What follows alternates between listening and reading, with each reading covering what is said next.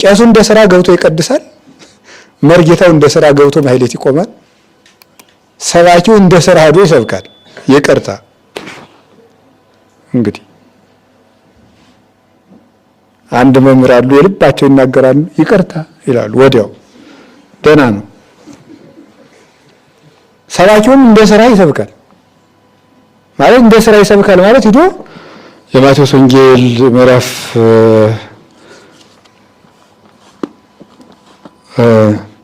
አንዳንዱ እዚህ መጥቶ ነው ርዕስ የሚመርጠው፣ አንዳንዱ ደግሞ እንደው ታክሲ ላይ ነው ርዕስ የሚመርጠው። እስኪ የቱን ልበል እንደው ህዝብ መቀልጃ ነው እናንተ የቱን ልበለው? መቼም ነው ንስሐ ግቡ ይሻላል። ንስሐ ግቡ ዛሬ የምንማማረው ንስሐ ግቡ በሚደርስ ነው። ወገኖቼ በድለናል ወገኖቼ እንመለስ ብሎ ቁጭ ይሄ እሱ ራሱ ለስብከት ያለው ፍቅር ቀዝቅዟል። ቢያንስ እኮ ጻድቅ መሆን በአባቶቻችን ሆነ እንበል። እንደው ቢያንስ ቃሉን እንደው በቃሉን እንኳን ደስ ብሎን እንደው ለራስ እንኳን ያልመሰጠውን ወደ ተለፈልፍበታል እንዴ ኖር አይደለም። ማን ነው ግን እንደዚህ የምለው? እኔ እንጃ አይታወቅም። አይ ማለት የፈለኩት በቃ ሁሉ ነገር ቀዘቀዘ ነው። ለስብከት እንኳን ያለው ሰው ፍቅር አሁን ቀዝቅዞ ተሰባኪውም ቀነሰ። ምንድነው የሚባለው? ይሄ ሴንሰሪቲ ነው የሚባለው ይሆን? ልባዊነት ይጋባል ወደ ሰው። ምን ማለት መሰላችሁ? አንድ ሰው አዝኖ ሲናገር ይታወቃል። እንጀራ ሆኖበት ሲናገርም ይታወቃል። አዝኖ መናገር አለበት አንድ ሰው። ዝክር አሁን እንጀራ እኮ ሰው ሲበላ ቆይ ይሄኛው እንትን ልበልበት እንዲበላቸው ደግሞ እስቲ እንትን ሽንኩርት ልጨምርበት ደግሞ እንትን ይሄ ምንድነው የሚባል ላድርግበት እርድ ልጨምርበት ብሎ ነው እኮ ምግብ የሚያዘጋጀው። የእግዚአብሔርን ቃል ተጨንቆ ማዘጋጀት ምን ላቅርብ ማለት ያስፈልጋል። ያንን አቅርቦ ተጨንቆ ማቅረብ ያስፈልጋል። ተጠቡ እና ተሰባኪዎችም ቀዝቅዞብናል፣ እናንተም ቀዝቅዞባችኋል።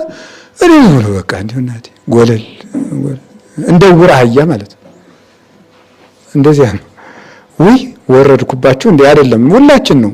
ሰውን ተጣልተ አንት ምናምንቴ አንት ምናምን አንተ ወዘተርፈ በዘሩ ሰድበው፣ በድህነቱ ሰድበው፣ በመልኩ ሰድበው፣ በድንቁርናው ሰድበው ስትጨርስ እዚህ መጥተ ደግሞ አባታችን ሆይ በሰማያት የምትኖር በደላችን ይቅር በለን እኛም የበደሉን ይቅር እንደምንል። ተው እንጂ። አንድ ካህን ሁለት ሰዎችን ለማስታረቅ ተቀምጠው ቢሉ አልታረቅላቸው አሉ። በሉ ለጸሎት እንነሳ አሉ። ለጸሎት ተነሱ። በሉ አባታችን ሆይ አባታችን ሆይ ሳይታረቁ ነው እኮ በሰማያት የምትኖር ስምህ ይቀደስ፣ መንግሥትህ ትምጣ፣ ፈቃድ በሰማይ እንደሆነች እንዲሁም በምድር ትሁን፣ የዕለት እንጀራችንን ስጠን ዛሬ፣ በደላችንን ይቅር በለን እኛም በሕግ አምላክ እዚህ ላይ ያቁሙ አሉ ይባላል። ገብቷችኋል? ለምን እኛም የበደሉንን ምን የሚላለው ይቅር እንል ዘንድ የሚላለው። እግዚአብሔር ላይ ለምን ድራማ ትሰራለህ? ታረቅ። አቡነ ዘበሰማያትን አለማለት ኃጢአት ነው። ሳይታረቁ አቡነ ዘበሰማያት ማለት ደግሞ በእግዚአብሔር ላይ መዘበት ነው። እግዚአብሔር ደግሞ አይዘበትበትም አይደል ያለ ቅዱስ ጳውሎስ። ስለዚህ ሁላችንም እንታረቅ፣ ከዛሬ ጀምሮ እንታረቅ። እኔ የተጣሉ ሰዎች ገጥመውኝ ሳስታርቅ የምጠቀማት አንዲት ነገር አለች። ከጠቀመቻችሁ ልንገራችሁ። ሁለት ሰው ሊታረቁ ተቀምጠው እምቢ ካሉኝ አይ አባ አልገባህም፣ ሰውየው እኮ እንዲህ ያደረገኝ ሰው ነው፣ እንዲህ ያደረገኝ ሰው ነው፣ እንዲህ ያደረገኝ ሰው ነው፣ እንዲህ ያደረገኝ ሰው ነው ሲለኝ አንድ ጥያቄንም ጠይቅ፣ ከክርስቶስ ትበልጣለህ ነው የምለው። አልበልጥም። እንግዲያስ እግዚአብሔር እንዲያደርጉ ተደርጎ ምን ብሏል? ታርቋል። ብዙ ባልና ሚስት በዚህች ንግግር ታርቀውልኛል። ከክርስቶስ ትበልጫለሽ፣ ከክርስቶስ ትበልጣለህ እላለሁ። አልበልጥም ካልክ ታረቅ፣ አልታረቅም ካልክ እንዲሁ ከሆነም ደግሞ እሱ ይምጣ፣ ከሆነም ደግሞ እሷ ትምጣ አይባልም። ሄደ ታረቅ። ዛሬ ስለ እርቅ ነው የምነግራችሁ። የጻድቁ ቤት የእርቅ ቤት ስለሆነ አባታችን አቡነ ተክለ ሃይማኖት ዓርብ ቀን አይደለ አንድ ሰውዬ መጥቶ የጣዖት አምላኪ ልጅ መጣ። ከዚያ በኋላ ውሃውን ባርከው ወተት አድርገው ጠጣ አሉት።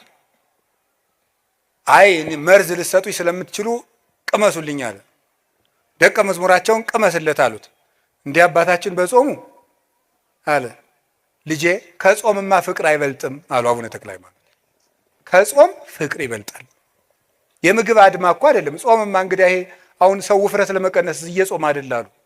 እየጾመ ነው አሁን ሳይበላ ያድራል። ከንችር ብሎ ነው የሚያድረው አቋሙን ለማስተካከል ብሎ መከራውን እያየ ማለት ነው። የጾምማ ጉዳዩ ፍቅር ነው። ፍቅር ከጾም ይበልጣል። ስለዚህ የእርቅ ቤት ላይ ነው የቆመው። የተክለ ሃይማኖት ልጆች ከሆን እንታረቅ። ዛሬ ጀምራችሁ ሄዳችሁ ታረቁ። በሰው ልካችሁ የተጣላችሁትን ይቅር ባዮች ሁኑ። ቤታችሁን ይቅርታ አስለምዱት።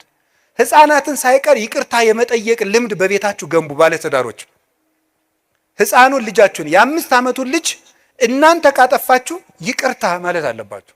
ነገ ይሄ ልጅ ይቅርታ ይጠይቃል ማለት ነው። ይቅርታን ያውቃል። ባል ከልጆቹ ፊት ሚስቱን ይቅርታ ብሎ ማሳየት አለበት። ሚስት ከልጆቿ ፊት ይቅርታ፣ ነገ እሱ ባል ሲሆን ሚስቱን ይቅርታ እንዲጠይቅ፣ ነገ እሷ ሚስት ስትሆን ባሏን ይቅርታ እንድትጠይቅ። ይቅርታን ስላልተማርን ነው አሁን ይሄ ተራራ ልብ ይዘድ ብለን እንዲህ እንደ ዶሮ አውራ ዶሮ ነው እንደዚህ ኩፍስ ኩፍስ የሚለው አውራ ዶሮ ይመስል ልባችንን አሳብጠን ነገ ክርስቶስ ለሚንደው። የእግዚአብሔር ልጅ የሚያደርገን እርቅ ነው። አሁንም ስለ እርቅ ትልቅ ነገር፣ ሰውን መንቀፍ፣ በሰው ቂም መያዝ፣ ወንድምን መጸየፍ እግዚአብሔርን ከኛ ይሰውረዋል።